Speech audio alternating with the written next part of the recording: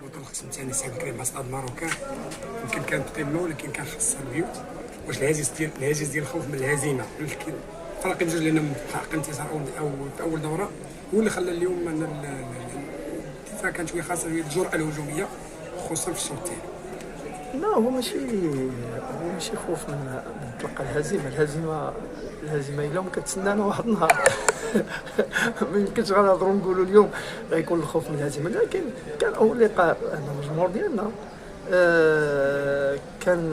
كان شويه اللاعبين كانوا شويه استعجلوا باش ينتصروا، ما فرضوش الايقاع ديالهم من الجوله الاولى.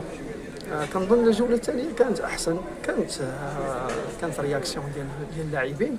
حاولنا كنهدنوهم بانه الامور ما يمكنش نستعجلوها، ولا بدا ما نكونوا كنفكروا، ولا بدا ما نخدموا العقل ديالنا الامور كامله اللي اشتغلناها. وكنظن انه لا دوزيام ميطون كانت احسن، اللي غادي تبقى بالنسبه لنا حنا شنو ريفيرونس اللي غنخدموا عليها. مازال ضيع ضربه الجزاء فكتبقى يعني كاع اللاعبين كيقدروا يضيعوها، فما كنظنش انه غيكون مشكل عندنا لانه خدامين كمجموعه.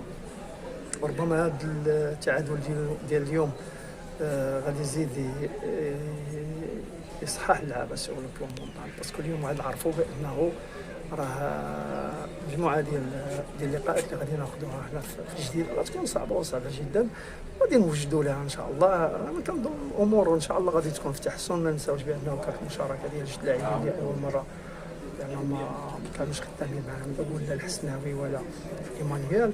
حاولنا ما امكن حتى حنا نقلبنا على نقطه في الاخير، لانه تنعرفوا كنتي ممكن تلقى الهزيمه وان كانت كتمشي لك ان بوان، ولكن سو بلون كومبورتمون غادي تقدر تخلف شي امور اللي ماشي.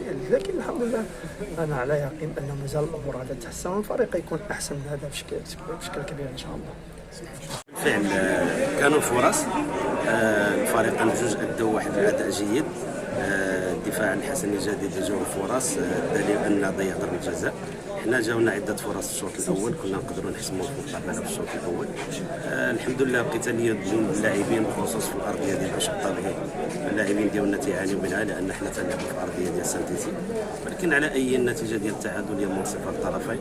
نتمنى ان نزيدوا مستقبلا في النتائج الايجابيه باش نقدروا نأديو الاداء، لان استاد ماروكان معروف بالطريقه ديال اللعب انه تيلعب لاطاك بلاصي، فاحنا خاصنا النتيجه باش نقدروا نتشجعوا على هذه الطريقه ديال اللعب.